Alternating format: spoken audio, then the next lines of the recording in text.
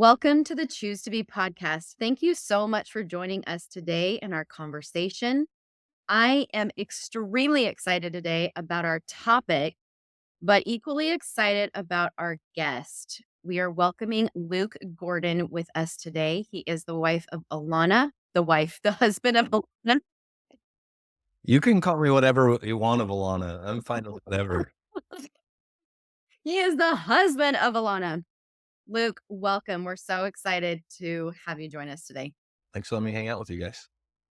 So, really quickly, I just have to say this because I worked with Luke off and on. I've had him jump in some of my groups and listen to him a lot as he has done so much work with helping men in their own recovery. I am more and more impressed every time I listen. And let me just tell you, those who are listening, it's because of Luke and Alana and their journey and their experience and their willingness to share this and be extremely brave and vulnerable and share their experience with others to help those of you who are going through this navigate your journey and know that you're not alone. It is why I am honored to work with them in Choose Recovery Services. The more I learn from them, the more I am convinced that God allowed me to go this direction and be with them. It's remarkable. I am so excited about all the possibilities that I get to witness and be a part of with this company. So, for those of you who have not ever listened to Luke, you are in for a treat today. So, Luke, again, welcome. Glad you're here. Today, we're talking about Alana's recovery model, and it's an awesome one. So, Alana, I'm gonna turn it over to you. Thank you. This recovery model, what it started with was really just watching a lot of couples go through similar stages. Everyone's journey is different, everyone's path looks different, but there are some stages that seem to happen in the majority of couples. And when individuals get to them and couples get to them, it can be really confusing and it can be hard. And so I just started one day scribbling things onto a piece of paper. And with a couple of my clients, I literally in session had a notebook and some markers and just drew this and said, "This is how I picture it." And then people started responding, going, "Yes, this makes so much sense. Can you send it to me?" And going, it's chicken scratch, but okay. And I have tweaked it and added to it over the years. Hopefully, it can be beneficial to those listening today. The idea behind it and why we're putting this in one of our first podcasts is that when you start this journey, all you know is that you don't want to be in pain. You just want things to be better. And what that actually looks like and what your own individual healing looks like, what the relationship healing looks like, when the relationship should be saved or not be saved. And there's just all of these pieces to it that can feel like a lot. And then you throw in addiction and triggers and trauma and all of that stuff. And it just can be really complicated. So hopefully this can simplify it just a little bit. Luke, I know you've used that sometimes with your clients. Yeah, I've used a lot of things that Alana's created when it comes to talking women through the journey of healing. So, for those men who are listening, and one of the big things I think about in the start of my journey was, is I'm like, okay, if I can share all this stuff with my wife, all the crazy stuff that I've been up to, give her the laundry list, my dirty laundry list of everything that's going on. I'm assuming that if we don't split up, that if she doesn't divorce me, there will be a period of time and time will heal it and we'll be able to move on and go life to back as normal. And what I found out very quickly was that wasn't at all the case. There were steps and processes and things that had to happen as a part of the journey. So I think for many of the men that I work with, it's refreshing to know, oh, there's actually a roadmap for this. There's actually something, not necessarily a timeline, but a roadmap for both couples' journey in healing. Some guys totally dig it. Some guys are like, I don't quite get it. And Alana will talk through it, but it's, it can be useful once you see it. So let me ask a quick question, and maybe this needs to come later, and if that's the case, just let me know. But Luke, I'm curious, what is it that most guys think that's I don't get it? What don't they get about this? Are there any commonalities there?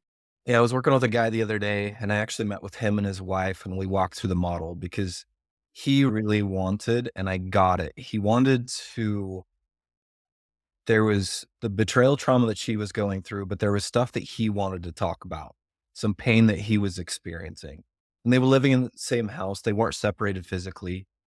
And he was just like, when do we get to bring my stuff up? When do we get to talk about my stuff? And he thought his wife was just being insensitive by not hearing him. But after we walked through the roadmap, it was the understanding the why it was not appropriate to address his pain at this point in time. And Well, he slowly got it. It took a little while and took some more processing, some more sessions, but it's that part of the journey they can't quite understand until they see the roadmap. Gotcha. That makes sense. Interesting. So it sounds like this is requiring a lot of humility and patience from the men to be able Yeah. to hold their wife's pain. And I know Alana's going to talk about where they need to go and how far they need to go in this, but that's interesting. And I think this is harder for some of the men. And maybe this is going to be triggering for some of the women that hear this, but when we call it just porn, my journey unfortunately involved acting out with other people. So it doesn't have to be this, but I came to this thing going like, I got to fight tooth and nail for my marriage to work. I'll do anything. I'll do anything. At the beginning, I wasn't really necessarily even worried about my own pain because I knew that I really couldn't address my pain because I was just hoping that Alana wouldn't leave at any moment. So that was a blessing in disguise because whether it was humility or not, for me willing to do anything to make the marriage work, she could say anything, she could do anything, and I was just going to be all in to help. And one of the things I've noticed with guys when it's just porn, depending on their take on it, they will often get hung up on, well, can't we talk about the stuff that's hard for me? Can't we talk about your issues? Can't we talk about those things? And so sometimes it depends on the situation. And if he's been battling pornography for a very long period of time and she knows about it, it can sometimes this roadmap can Alana can tell us a little bit about how it applies to people that they don't have the D-Day of sorts. But I'm getting the cart ahead of the horse. Sorry, I have one more question because you said something that I want to address. When you said you got to this point, I'll do anything. And your question with that humility, I'm going to say it is because I didn't have that. and I, but does that attitude, is that kind of the attitude that's required to begin this recovery model, Alana? Like, do they need to have that thought of, I'll do anything to save my marriage in order to start working this model? that's a really good question. No, but it sure helps. You can start anywhere. You can start with any attitude and progress and move forward. But I will give 4 things that you really need if you're going to have any type of marriage repair work done. And any man who's been in one of my men's group or people that have been around me long enough will have heard me say these so many times, they can say it for me, which is they need humility, transparency, vulnerability, and empathy. And if they can't learn how to have those things consistently, I don't have a whole lot of hope for them to have a good connected marriage. So I'm going to say those again because they are that important. Humility, transparency, vulnerability, and empathy. Those are game changing. I will see men, and we'll go over this with the roadmap in just a minute, but I'll see men get in these points where they are feeling really good about things that they're doing, like having sobriety or not acting out, but there's no humility or there's no transparency. They're just saying things like, I'm good. Like, why can't you trust me? I'm good. but then they're not actually giving any details about what that means, what that looks like. We don't get these four things in place.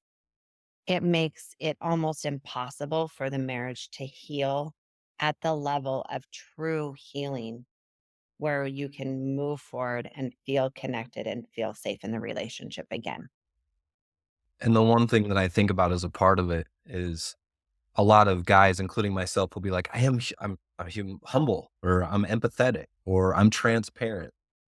It doesn't really matter what you think. It matters what your wife thinks. Does she think you're being empathetic? Does she think you're being humble?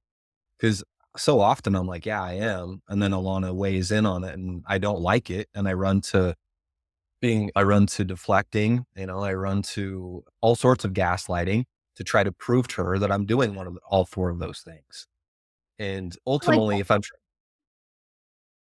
I feel like that's so huge what you just said. I really do. I feel like so many men are stuck in that place where they feel like they're being humble and transparent and honest, but the wife isn't, and then they stay stuck in that place. I really appreciate you saying that. And I think what we have to learn to do is learn to validate her experience. And so I also see a lot of men who get caught up in intent versus impact.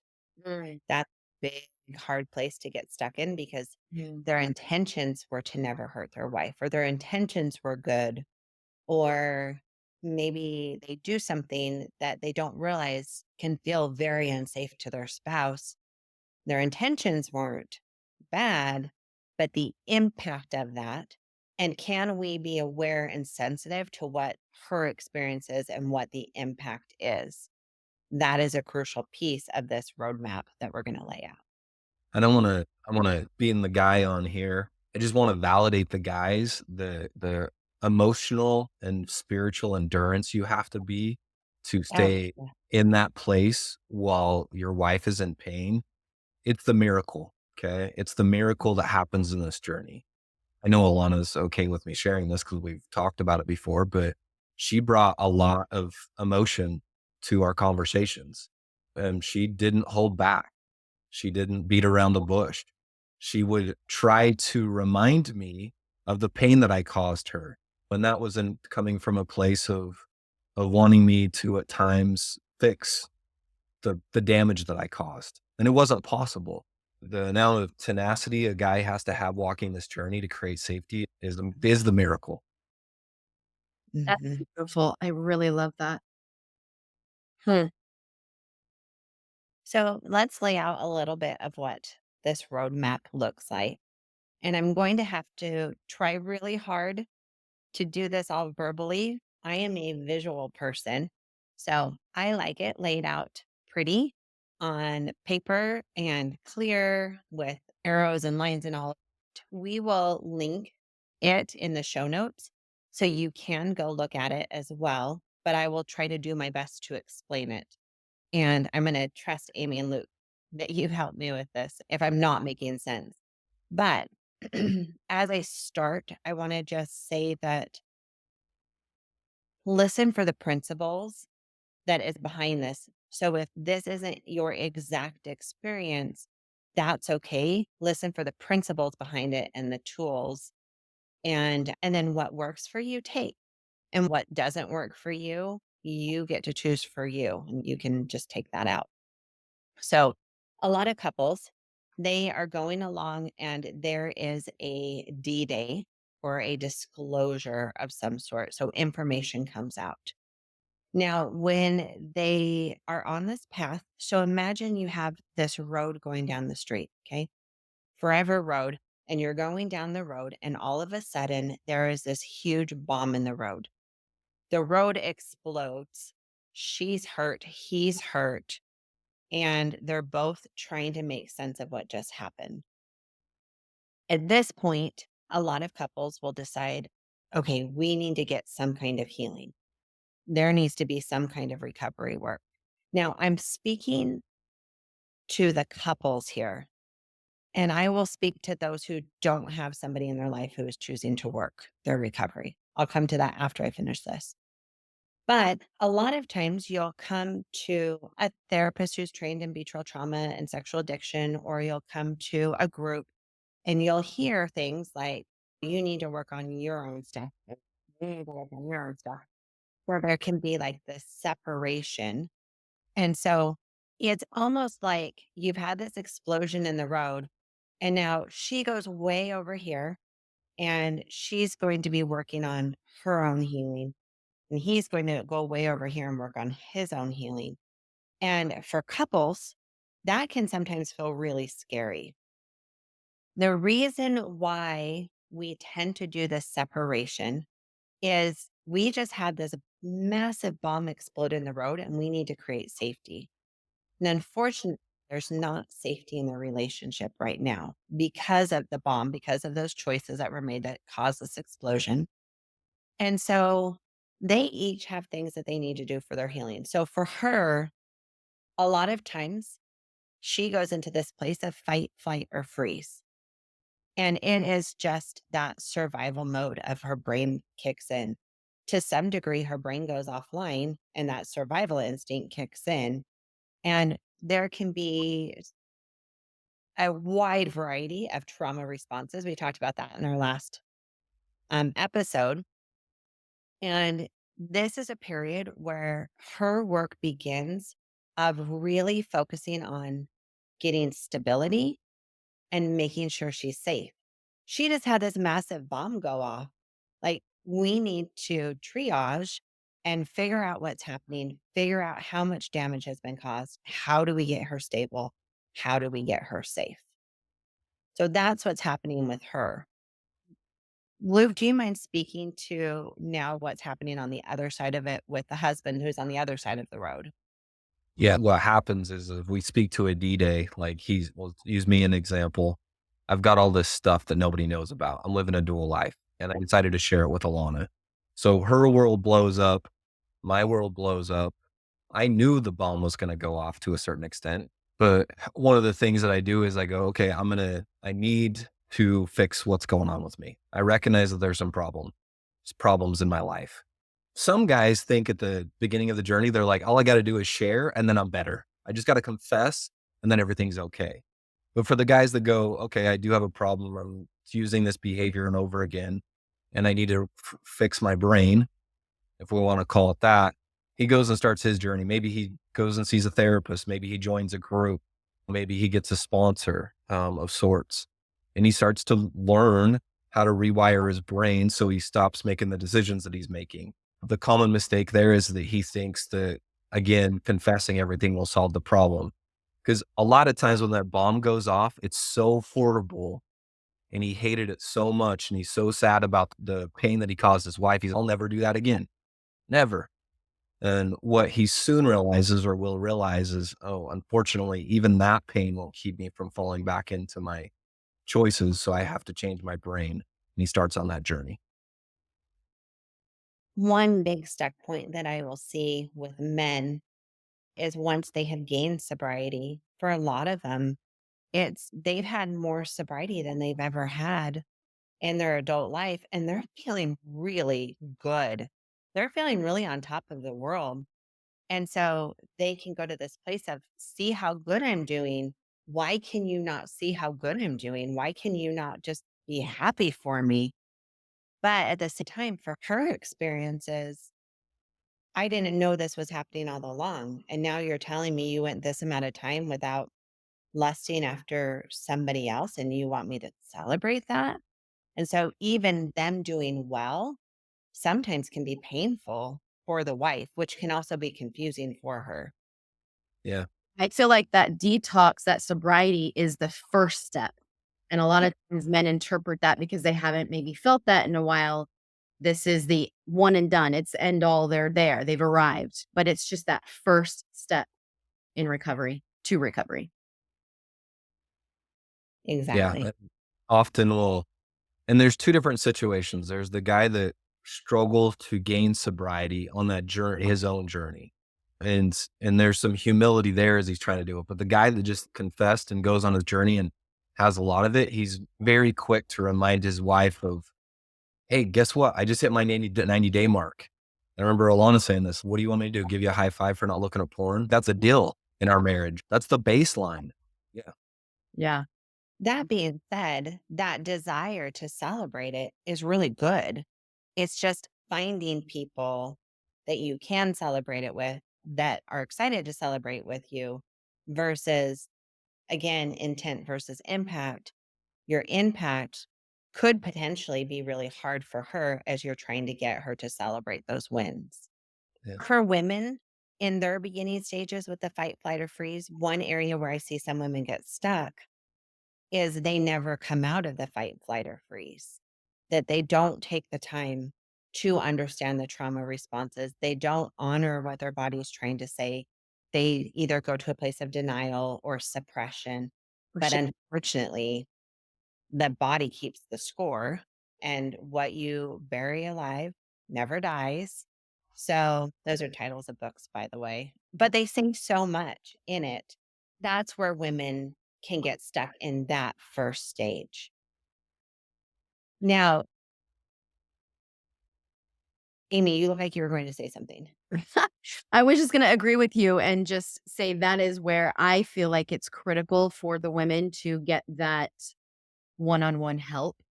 Support groups are great, but I feel like in that early raw trauma, they need a trained betrayal trauma therapist to help them navigate that very raw state right there because they Yeah. can't get. I wanna comment on that from a guy watching, from a guy watching other men go through their journey. It makes me really sad and a lot of other emotions along with sad when I watch a family sacrifice to put the man through recovery, and the woman's just sitting there waiting and watching for and hoping he gets better. And I'm like, what about her recovery? Where does the financial investment go into that? And I think women are so ready to have their husbands get healing that they get left in the dust. And Elder Holland actually mentioned that in one of the talks. He says, the church recognizes that how did he say it? It wasn't a talk. It was at UCAP, the Utah Coalition Against Pornography. He was a keynote speaker, Mhm. and after he had finished, he did some Q, and a woman was speaking to her pain. And he just said, "We, as leaders of the church, know what a big issue this is. And the wife's pain is so important." And it's I wish I would have remembered his words, but basically it's an area that needs extra care and extra attention moving forward so we can do better. And I remember as a woman who was still in it feeling so validated of how sensitive he was to that. But that message of if he gets better, I'll do better is such a common misconception. Yes, big time. I really am glad that you just brought that up. I think a lot of the women that I work with are still in that frame of mind. If he's okay, then I'll be okay. Here, let me ask you a question, Alana and Amy. How does a woman know if she's getting better? Is that the flight, or freeze thing that she's not doing that as much anymore? Yeah. Yeah, that's a good question. We talked about it a little bit when we were talking last episode about trauma responses and triggers, but it's your triggers and trauma responses do start getting a little more stretched out where in the beginning you may have them all day long from the minute you wake up till you go to bed and even in the night when you're having nightmares. Also, though, is how quickly you're working through it and your ability to allow you to be where you are, I think is a good point too. Because I've seen some women who are really quick to go, I'm fine, I'm fine, I'm fine, I'm fine, I'm fine. No, you're just getting really good at denial. So there's a difference between learning how to feel it and be in the moment and work through it and just getting good at shoving it down. And don't you think yes to everything you just said? And don't you think there's something to be said too about the emotional regularity as also helping to determine how well we're doing in our own healing? Because there's women who are divorced and still stuck and still reliving the trauma and having trauma responses. From my own experience and from what I'm finding in coaching, it's really all along the way for women in their healing, learning to honor every single emotion and know that every single emotion along this journey is okay. And learning how to process that, I think, is a big part in answering your question, Luke, is that when you can get really good at feeling the negative and feeling, not reacting, rejecting, or avoiding, but feeling it, I think that's a great way to know where you're at. I love that you brought that up. And that actually leads into the next part of her healing is learning how to regulate emotions.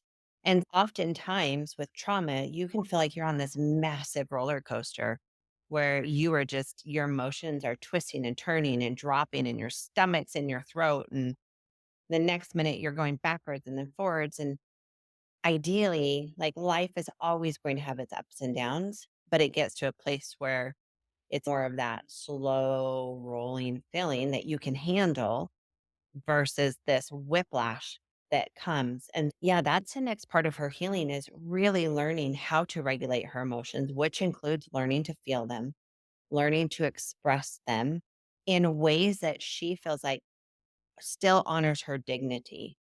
Because sometimes women will learn, okay, I need to do better at voicing myself and expressing my opinions and honoring my feelings. And I will tell you some of my feelings that sometimes, like, I literally wanted to degut my husband. I fantasized about cutting him down, his body.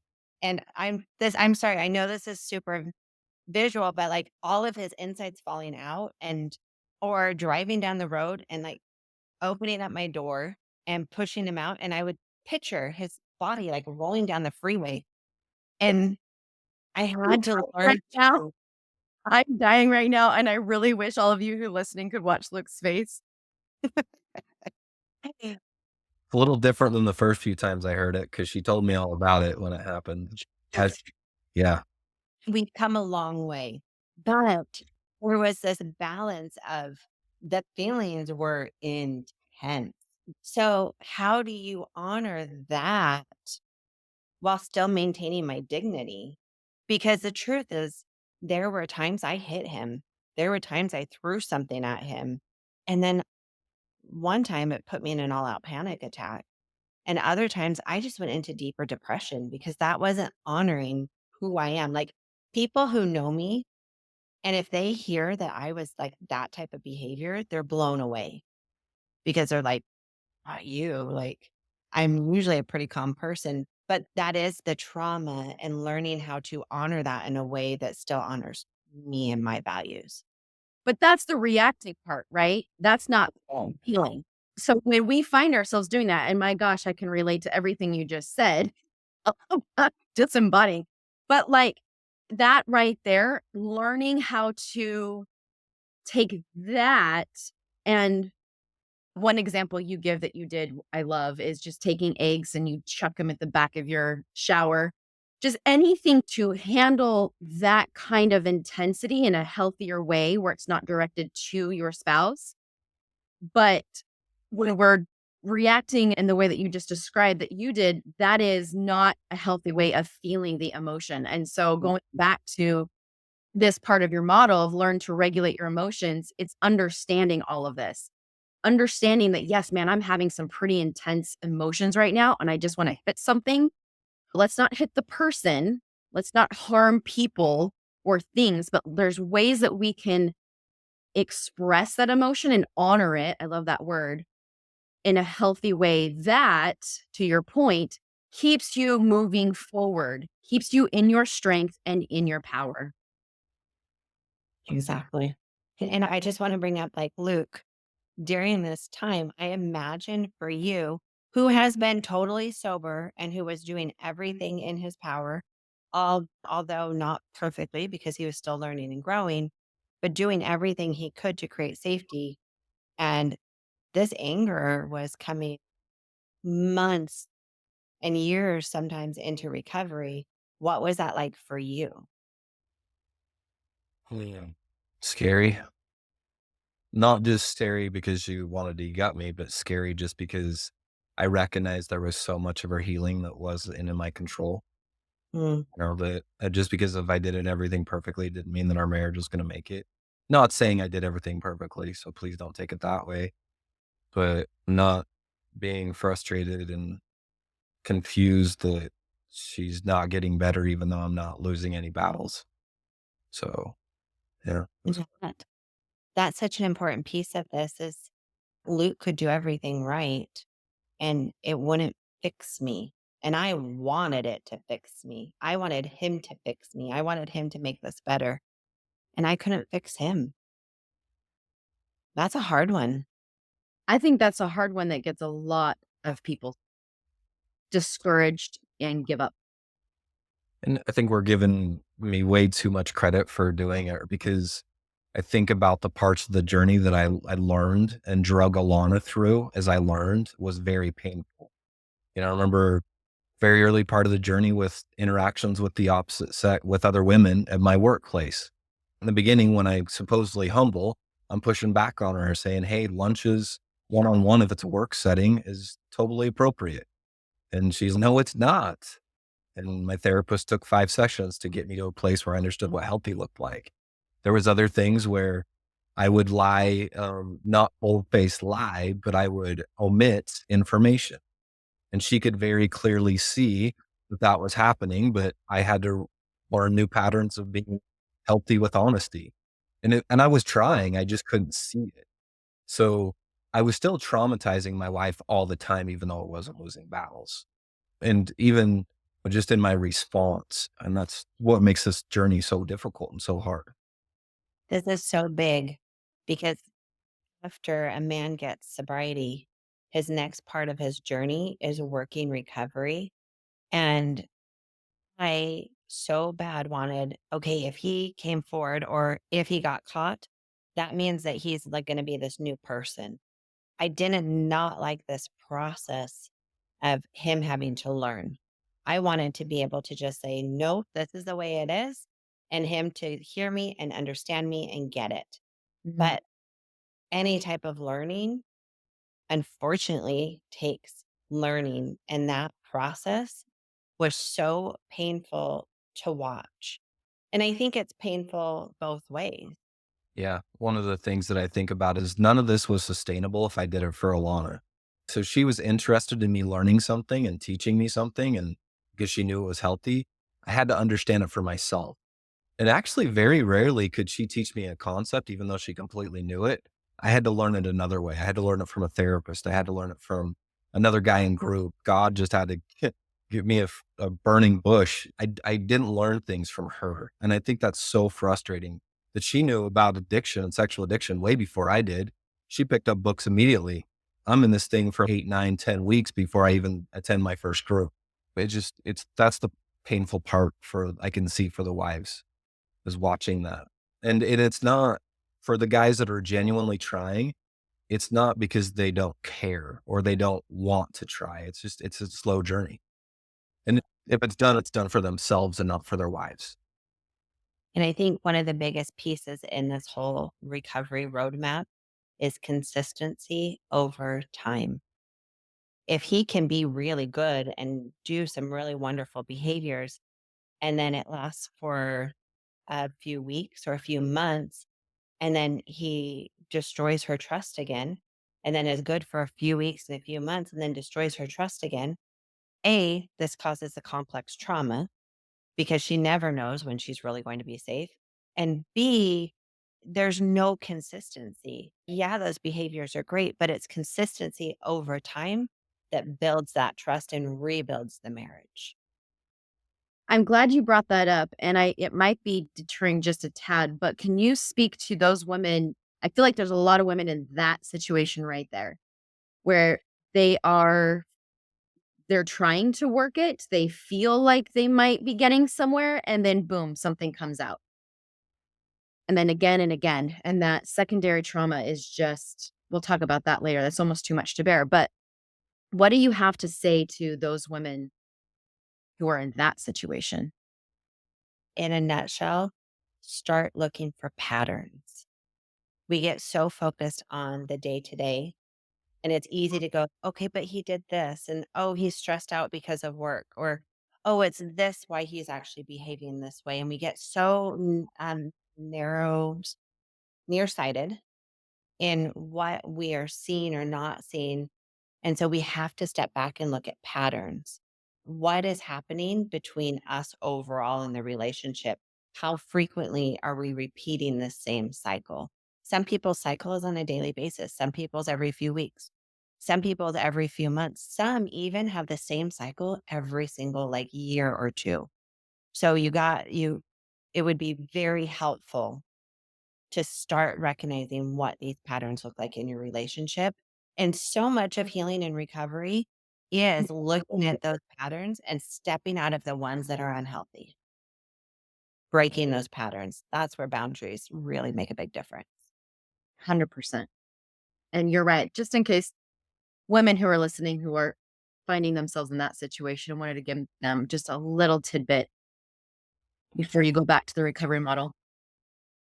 For sure. So that actually brings us back to the recovery model. So this period of her working through the fight, flight, or freeze, learning how to regulate emotions always will take longer than you expect for her and for him. I can't tell you how many women have told me almost word for word when they're at their first year mark, they're going, I thought I would be further along. I thought I would be over this. Why am I still in so much pain? And so there's no timeline for this. And it takes as long as it needs to take as he is working his journey and he's working recovery and he's working to be humble and to be vulnerable and to put himself out there, even when she may come back with some scary feeling, when he's being empathetic to her pain and when he's being honest and transparent. As he does this, sometimes what can happen is other people will look at them and they'll go, oh my word, look at all the amazing things you're doing. You're showing up and you're giving 100% to this marriage. You are being the husband that she deserves. You're creating safety for her. You're holding her pain. You're doing this, you're doing this. And what's her problem? I've heard bishops say this. I've heard family members say this. I've heard therapists who are not trained in betrayal trauma say this. And it's usually from a really good place, but it's for a lack of understanding around the trauma. And so during this period, we have had this power imbalance back when secrets are being hid and information is unknown, and he's living in a way that's outside of their marriage values. That shifted the power dynamic in the relationship to where he was holding the power and keeping that information. Now, even though he's giving 100%, which is really wonderful, we want that, she is still in a place where she is tending to some massive wounds. And so he can stay here. He's back on the road at 100% going, why aren't you coming back to the road? Like, I'm here. I've done my work. I'm creating safety. I'm on the road. Come back over here. And she's in a place of most of the time, a lot of these women, they want to come back. They want to feel safe. They want to trust again. They want to forgive, but they're not in a place that they're ready yet or capable of that. And so what I tell men is I say 100% is good, but right now, just come 180%. If you really saw her over on the side of the road with broken bones and bleeding, would you stay 100% at the road and be like, I'm doing 100%? No. If she really were hurt physically, back with this bomb, and you're well enough that you can make it to the road, you would go that 180% and you would come be with her. And you're not a doctor, so you can't fix her, you can't heal her wounds, but you can comfort her and you can be with her and you can hold her pain to a whole new level. This is this, and I know the numbers don't actually make sense 180%, but this is where I want to see that 180% behavior. So this is really interesting for me because I did not, like you and Luke, have someone who was willing to do his own healing. There's a point where he agreed to do some ARP, but I think the shame got in the way and quit that. Then he wanted to do the local SSA, got a sponsor. I remember being so excited and feeling, yes, and thinking, yes, just fix yourself and then we'll all be better and I'll go back to being normal. I remember thinking that and then him quitting that as well. And it has been really interesting for me to learn the recovery model, learn about what real recovery looks like from for the addict. That's been an interesting aspect to my own healing journey. I think there's a lot of women out there who can relate where we didn't have someone willing to do the work. And it's easy to get to this place where you think, oh, if we only had this back then, what would have been? What could have things been like? And I hope if you are in that place and you're listening to this, eh, that you can allow the past to be the past and Mm. allow what happened. And now learning this recovery model, this is really valuable and this will help you in the future. Let's talk to the women who maybe are single. Maybe you're going through divorce or you are just divorced or in this place and you haven't found someone yet. Learning this recovery model and learning what real recovery looks like and what the man, and again, we're totally just assuming that the man is the addict and the woman's the betrayed in this place, but Alana and I both recognize this goes both ways. Yeah. But recognizing what is required of the man, and I love the humility, transparency, honesty, all of that, vulnerability is so important for you women who are in this place to understand because this is what you're going to look for when you do get back into that dating situation, when you do consider remarrying, you want to know this. And as I encourage you, if you are in this place to work with me, I love working with women who are in this place right here because there are ways to understand this and apply this to your future relationships. Because I know there's a lot of fear getting into another relationship when you didn't have this model, you didn't have this example of what a man does to recover and to work for the marriage. So now what do you expect now? What do you look for now? So this is powerful and incredible, and I encourage women who are maybe thinking, "This doesn't apply to me, I'm not married, he's not doing the work." Please still listen and learn this recovery model. Well, and I'm so glad you brought that up. And the next part of this is where, as she does start to heal a little bit, she moves back towards the road. And whether you're doing this in a relationship with somebody who is a person who hurt you, or it's a new relationship, what happens next is going to be similar. So, what can happen? And this, I'll tell you, is confusing for everybody. As as she starts to heal some, she does start to move back towards this road because the road equals moving forward to where she wants to be, even though she is progressing all along. But she does try to move back towards the road. But as she moves back towards the road, what's the last thing that happened on that road? The massive bomb exploded. She was so hurt. So her brain, again, doing exactly what it's wired to do, her brain being a really good, strong brain, trying to keep her alive, sets up all these red flags that say, warning, you're not okay, you're not safe. So a lot of times she'll start moving towards the road and then she'll pull back because she'll get scared, naturally get scared. And so when you pull back away from the road, sometimes there can be this, well, what's wrong with me? Why am I slipping back? Am I back at the beginning? That's a really common one I hear. You're not, but it's very common to feel that. And then for a husband who, if he has gone the 180%, feels like they're okay, we're finally moving forward together. And then all of a sudden she backslides. Some men can get really impatient with that or be confused and take that personally. And the best thing that a husband who is working can do is he can just stay with her, just be gentle and just understand, oh, that was scary. Let me just stay by your side. Let me be empathetic. Let me continue to be vulnerable. Let me be transparent with where I am at. Let me be humble.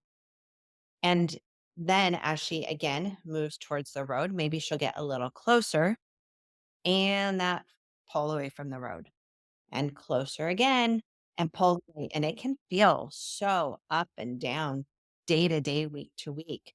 And that is part of the progression. But in the moment, if you're not taking that stepping away view, then it can be really hard to see that this actually is a sign of healing and progression. Yeah, and if those of you who are pulling up this recovery model from the show notes, I hope you are, you'll see that jagged up and down line. And if you notice, it is moving forward. It's going up and down, but it's still moving forward and slowly up. I think that visual, I'm like you, I love visual. I think that's really powerful. And it is so, this is so valuable, honestly. I just feel like this is so valuable for women who are going through this. I know when I teach this to women in my groups, it's almost, oh my gosh, you can just see the weight come off of their shoulders because they can be a little bit more compassionate and kind to themselves during this up and down when you know what to expect, when you know this is part of it. And even for the husband to know this is part of it, so valuable. Well, and so an important piece to bring up here is, so what if my husband's not working recovery? Or what if my wife is not recovery? What does that mean? The good news is you do get to still move forward and progress and heal as an individual. The bad news is for a healthy relationship, it does take two people being involved. That's part of having a healthy relationship. Yeah. That does not mean that you can't move forward and keep healing.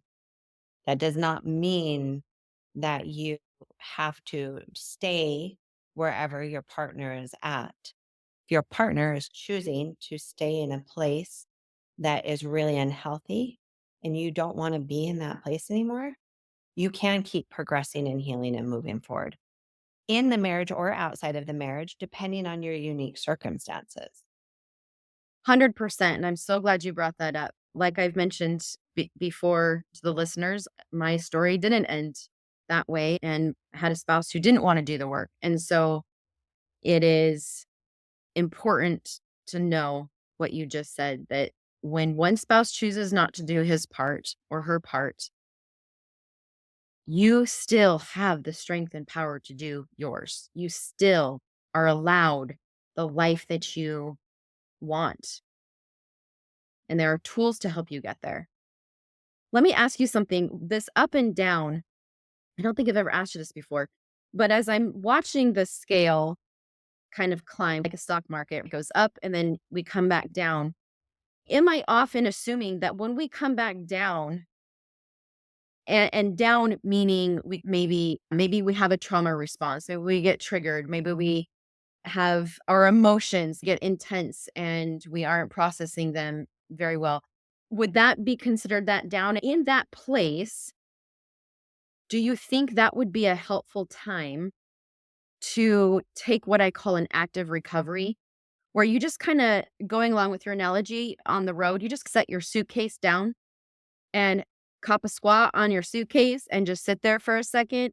Like, you're not hightailing it off the road. You're not saying peace out, I'm done, but you just sit down a minute, take a chill. I feel like that's active recovery. You're still moving in recovery, but like active in it, but we just need a little bit of a break. Would that fall into that down part of your scale or a different place? Yeah. It can happen anywhere along the journey. Uh, Cool. Also, love the Texan that just came out in you there. That was fun.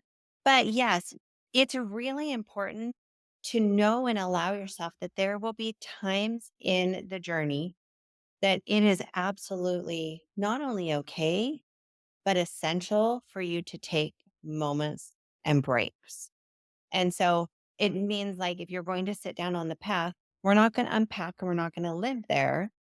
But yes, taking that moment to rest and to breathe. I remember one time Luke and I, we were traveling and we had been doing recovery work day and night for months. And our therapist said, "Why don't you just have a weekend where you don't get to talk recovery?" And I remember that thought was really scary to me Mm, because, well, if we're not talking recovery, then we're just going to go back to old ways. yeah. And, but funny thing is, we went a few hours with no recovery, talked about it some, but then we were able to quickly shut it down and then enjoy some time. And then when we got back, life picked up as normal and we got back on the path and we're doing our work. But it was important for me to have those periods where there were just some times that it was okay to go, this is a lot, right?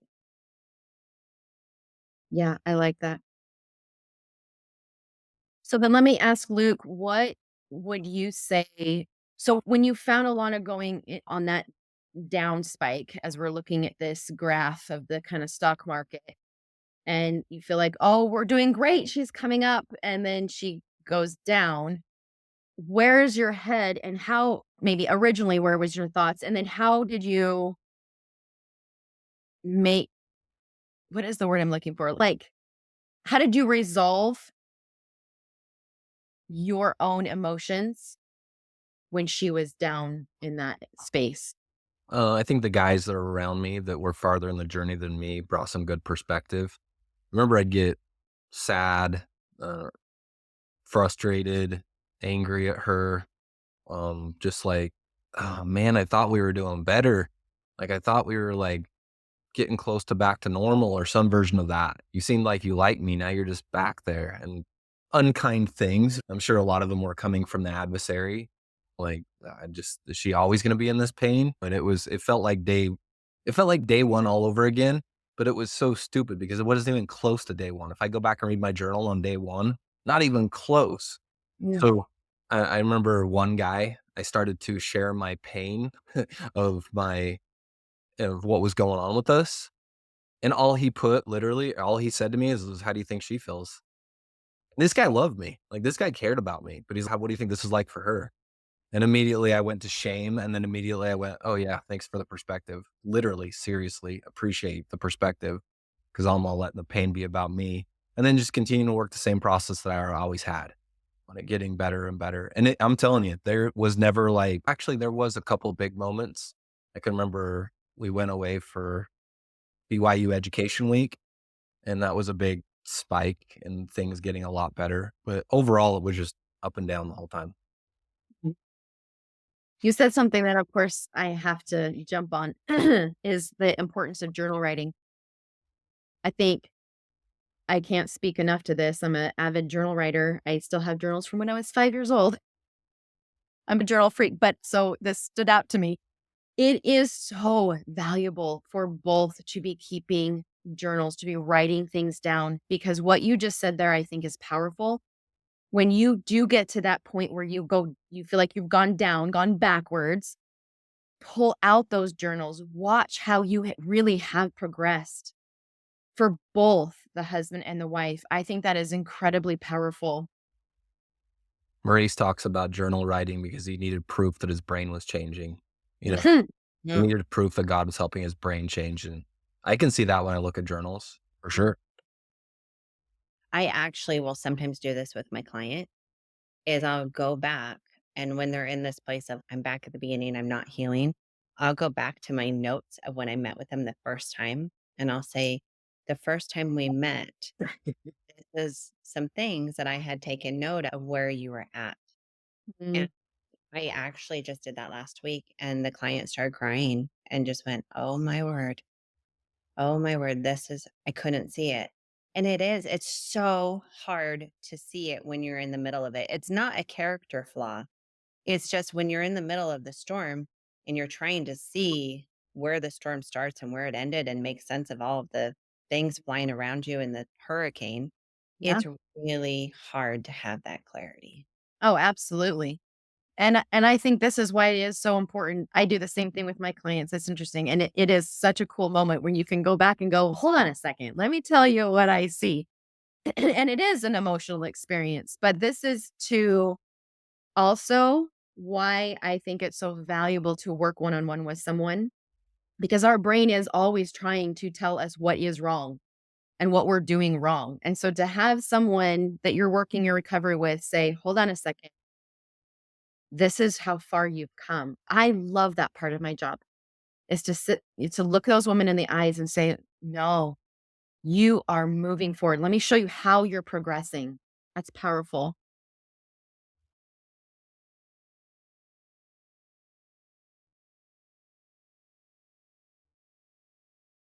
There's a trash truck. I'll let it pass before I pick up.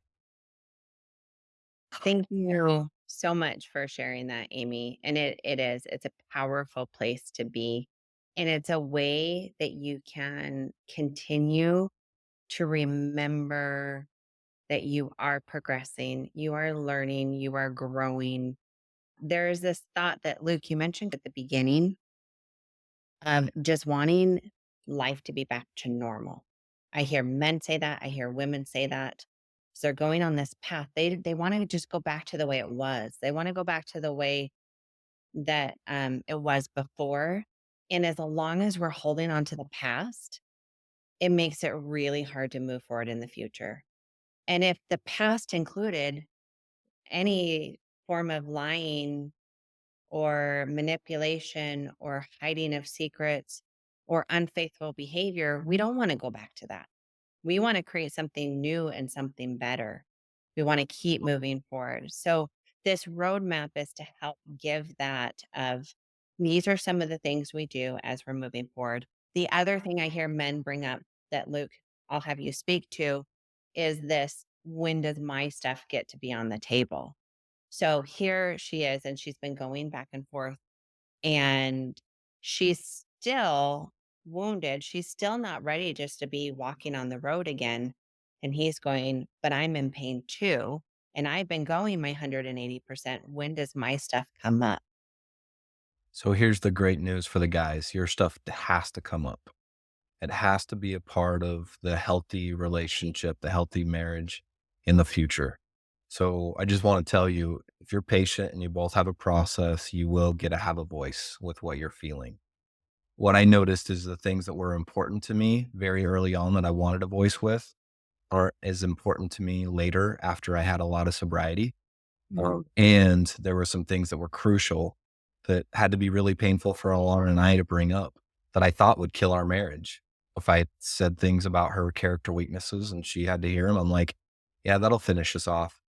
But it was really important that took place after there was a lot of holding her pain. There was a lot of her working her recovery, finding that it just comes and it's very important that the time is appropriate.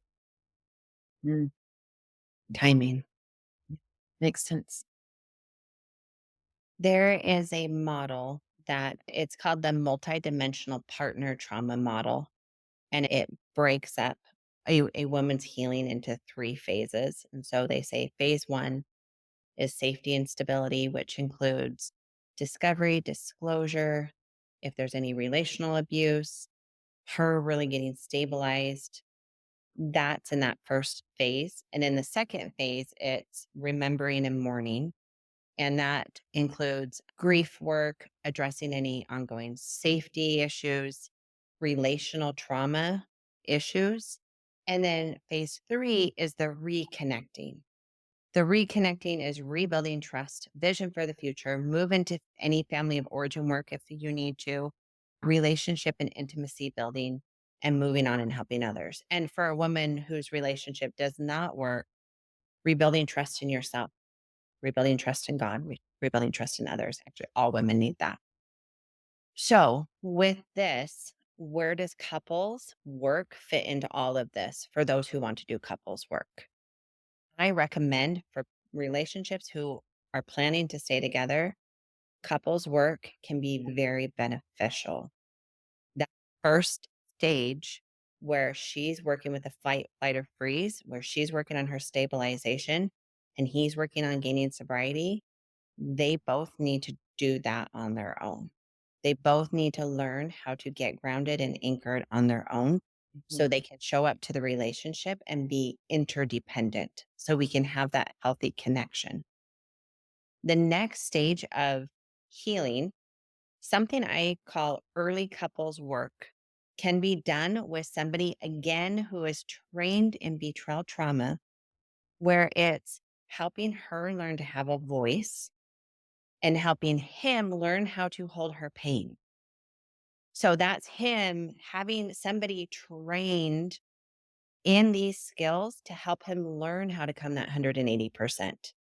One big question I've had after doing this model is men go, how do I do the 180%? What does that actually look like? Yes, it looks like the vulnerability, the transparency, the empathy, the humility. Yes, it's all of that. But depending on the level of unhealthy patterns you have, having somebody that can really hold your hand and help you learn how to do it and help the two of you learn how to navigate these conversations. Notice none of this early couples work is what are your needs? Now, what are your needs? Let's have each other meet our needs. We're Mhm. not doing that. Yeah. It's really about him just holding her pain. Then further down the road, I'm talking like a year or 2 or more down the road, when she has had enough healing and enough safety has been established in the relationship, then we move on to more typical couples work. I love that. That is so, I again so incredibly helpful and powerful for those who are listening who are in the middle of this. And who gets to determine whether they get to move forward with couples work? How does that? Mhm. Good question. You move as quickly as the slowest person, and typically that's the person who is traumatized. Ooh, say that again. You move as quickly as the slowest person. Love it. I love it. And I love that because it really goes to the point we were making even earlier about healing and our expectations.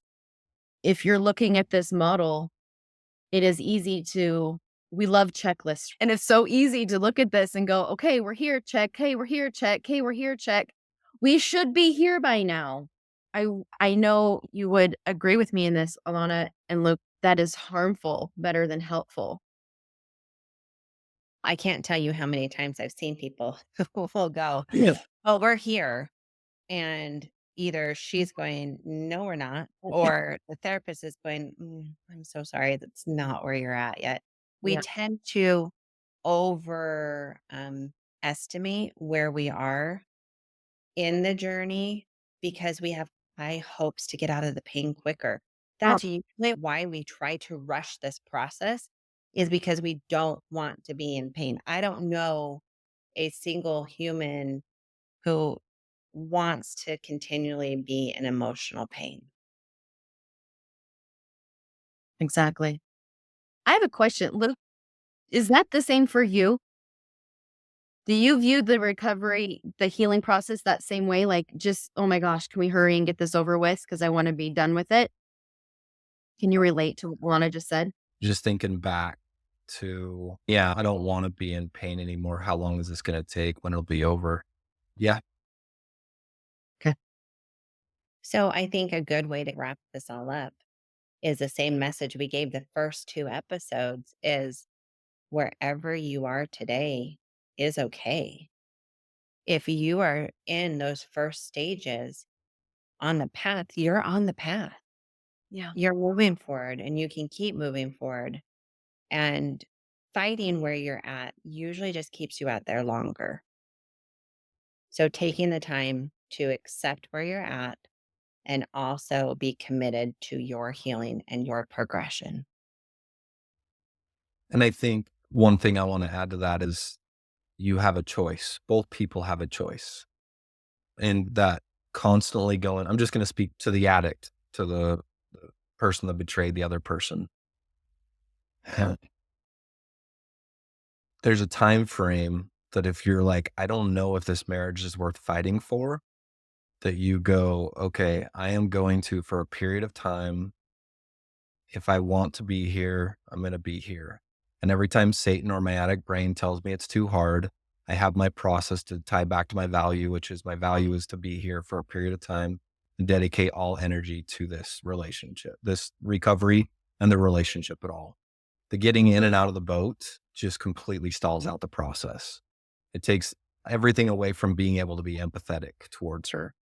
And I think I've noticed Alana do that too. When she finally got to a point where I don't want to do this anymore. I want a divorce. She didn't get divorced the next day. She said, I'm going to give it, I don't remember what it was, Alana, 3 or 6 months. And at the end, and she's like, at the 3 month mark or the 6 month mark, I'll move forward. But until then, we're going to separate, but I'm not going to do it until then. They think that weight off of her shoulders of being able to worry about it at that point. The same thing for me saying, I'm going to give it 6 months or I'm giving everything I have. It's important. Absolutely. I love that. And Luke, as part of I hopefully men are listening to this. I know a lot of wives who are listening probably want their husbands to be listening to this.